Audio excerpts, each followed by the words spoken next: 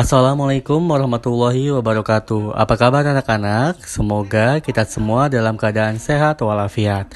Di video pembelajaran kali ini kita akan belajar tematik, tema 1, subtema 3, pembelajaran pertama dan kedua. Sebelum belajar, mari kita membaca doa agar proses belajar hari ini berjalan lancar dan baik. Membaca doa dimulai.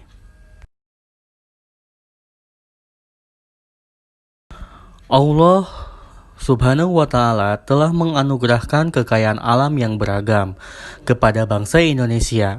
Kekayaan tersebut patut kita syukuri dan manfaatkan dengan bijak untuk kesejahteraan bersama.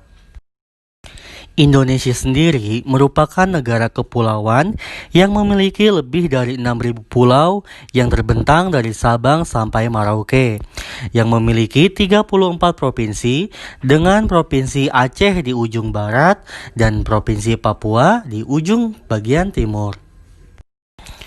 Sebagai negara tropis, Indonesia mempunyai kekayaan alam yang beragam, terutama hasil rempah-rempahnya seperti kunyit, jahe, kencur, lengkuas, dan lain-lain. Dari keberagaman rempah yang dimiliki, muncullah beragam makanan tradisional yang khas. Makanan tradisional dari berbagai suku bangsa Indonesia memiliki keanekaragaman jenis cita rasa, bumbu, serta cara pengolahannya. Setiap suku di Indonesia mempunyai kekhasan dalam cara memasak, cita rasa, dan perpaduan bumbu yang mereka gunakan untuk mengolah makanan tersebut. Salah satu kota yang memiliki makanan tradisional khas yaitu Kota Makassar. Kota Makassar memiliki beragam makanan tradisional. Salah satu makanan tradisional yang menjadi andalan Kota Makassar adalah es palu butung. Makanan khas ini berbahan utama potongan pisang berbalut bubur sumsum. Palu butung biasanya disajikan dengan menambahkan parutan es di atasnya, sirup, pisang kepok, susu kental manis, dan yang utama menggunakan campuran bubur sumsum yang terdiri atas santan kelapa, tepung beras, daun pandan, dan gula pasir. Pada makanan tradisional ini ada perpaduan rasa antara manis dan asin. Es palu butung sangat tepat dikonsumsi pada siang hari atau menjelang sore sebagai pelepas dahaga. Penampilan es palu butung hampir sama dengan es pisang hijau, tetapi yang membedakan es palu butung menggunakan pisang yang sudah dikukus, tanpa balutan tepung yang berwarna seperti es pisang hijau. Harga semangkuk es palu butung berkisar antara Rp10.000 sampai dengan Rp20.000 per porsinya. Makanan khas tradisional selanjutnya adalah rendang. Siapa yang suka makan rendang? Rendang adalah salah satu masakan yang berasal dari Padang, Sumatera Barat, yang telah menjadi menu favorit yang membanggakan Indonesia. Makanan yang terbuat dari daging sapi atau kerbau ini selalu disajikan untuk tamu-tamu mancanegara. Masakan ini sering menjadi menu pilihan yang cukup laris bagi restoran khas makanan Indonesia di Eropa maupun Amerika. Keanekaragaman masakan Indonesia banyak memberikan inspirasi para penggemar dan pengusaha kuliner untuk menggali lebih dalam tentang warisan masakan tradisional Indonesia. Bagaimana wisata kuliner di daerahmu? Apakah makanan khas daerahmu? Ayo cari informasinya dan tuliskan pada kolom di halaman 116. Berikut contoh masakan tradisional lainnya. Kalian tulis ya di buku tulis atau buku paket kalian.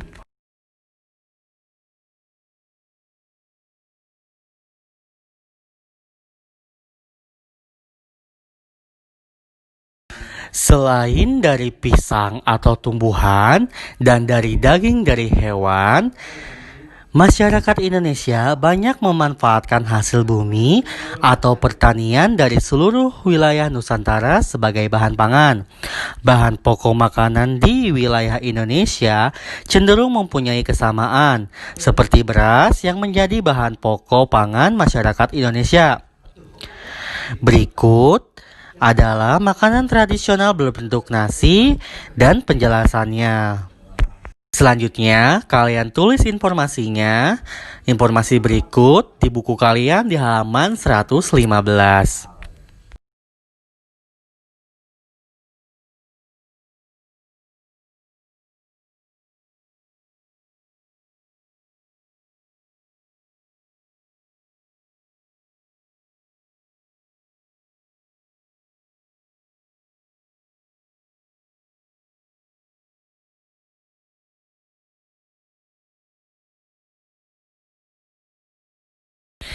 Di beberapa daerah Indonesia, makanan tradisional ditawarkan penjual dengan berkeliling kampung.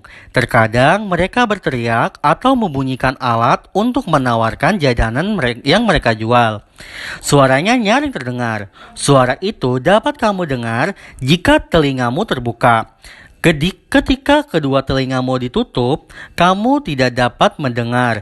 Jadi, mendengar disebabkan adanya getaran bunyi yang masuk ke telinga.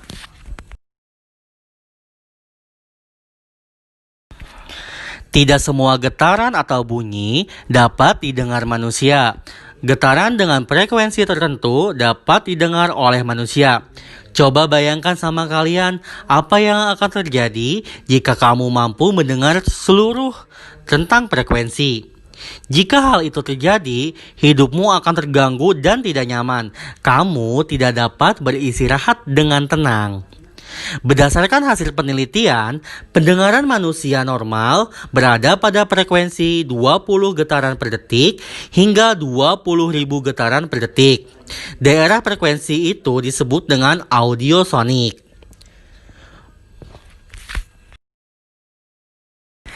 Sedangkan bunyi yang berfrekuensi di bawah 20 getaran per detik sangat rendah sehingga tidak dapat didengar manusia. Bunyi dengan frekuensi di bawah 20 getaran per detik disebut infrasonik. Bunyi infrasonik hanya dapat didengar oleh hewan-hewan tertentu saja, antara lain anjing, laba-laba, dan jangkrik. Sedang bunyi yang berfrekuensi di atas 20.000 getaran per detik itu sangat tinggi sehingga tidak dapat didengar oleh manusia. Bunyi dengan frekuensi di atas 20.000 getaran per detik disebut ultrasonik.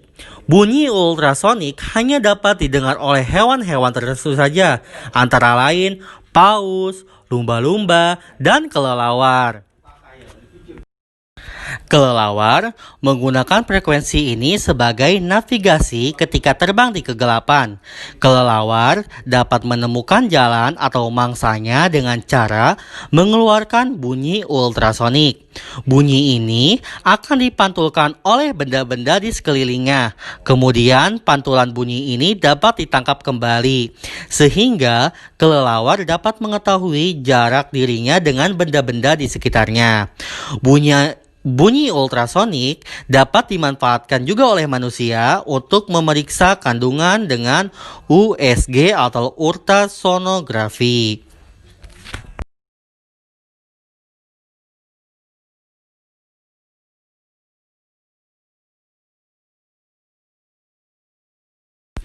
Manusia adalah makhluk sosial yang tidak dapat hidup tanpa bantuan orang lain. Sebagai makhluk sosial, manusia perlu mengenal dan bekerja sama satu dengan yang lainnya. Kodrat manusia sebagai makhluk sosial patut kita syukuri dan jalankan dengan sebaik-baiknya. Sejak kita dilahirkan sampai dengan meninggal dunia, kita perlu atau memerlukan bantuan orang lain atau kerjasama dengan orang lain. Dengan bekerja sama, suatu masalah bisa diatasi dengan cepat dan tuntas. Kerjasama membuat hidup damai, tentram, dan harmonis. Kerjasama akan berhasil baik jika saling menguntungkan. Semua merasa diuntungkan, tidak ada yang merasa dirugikan. Setiap orang yang terlibat mendapat bagian tugasnya. Pekerjaan dibagi dengan adil. Contoh, setiap anak dalam regu piket mendapatkan tugas masing-masing. Selain kerjasama, sikap tolong-menolong sangat penting. Sikap tolong-menolong sangat penting karena dapat menumbuhkan kepedulian. Tolong-menolong tersebut dilakukan untuk kebaikan. Misalnya tolong-menolong dalam belajar kelompok atau menjenguk teman yang sakit, atau membantu orang yang terkena musibah bencana alam, atau yang lainnya. Namun, kita tidak boleh tolong-menolong dalam bentuk keburukan. Contohnya, tolong-menolong dalam keburukan membantu teman untuk menjahili teman yang lainnya. Itu tidak boleh dilakukan. Perhatikan gambar-gambar berikut dan diskusikan bersama orang tuamu. Apa yang harus kamu lakukan ketika temanmu atau orang terdekatmu berada di posisi tersebut? Indonesia memiliki beragam budaya, contohnya tarian-tarian tradisional. Tetapi, tarian-tarian tradisional Indonesia mulai berkurang peminatnya karena masuknya budaya barat seperti breakdance dan modern dance.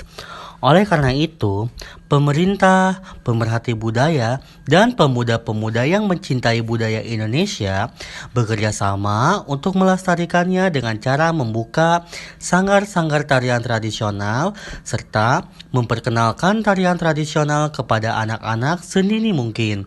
Itulah salah satu bentuk kerjasama yang dilakukan untuk mencapai satu tujuan, yaitu melestarikan budaya Indonesia. Dalam memperagakan tarian daerah, diperlukannya iringan yang sesuai. Berikut ini contoh tarian daerah dan iringannya.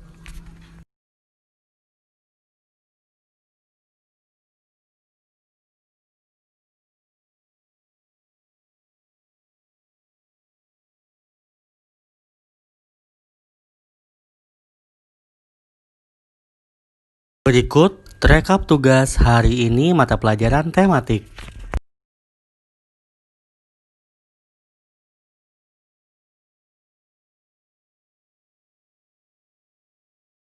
Jangan lupa dikerjakan tugasnya, sebagian jawaban sudah Pak Yusuf bahas di video tersebut. Terima kasih. Wassalamualaikum warahmatullahi wabarakatuh.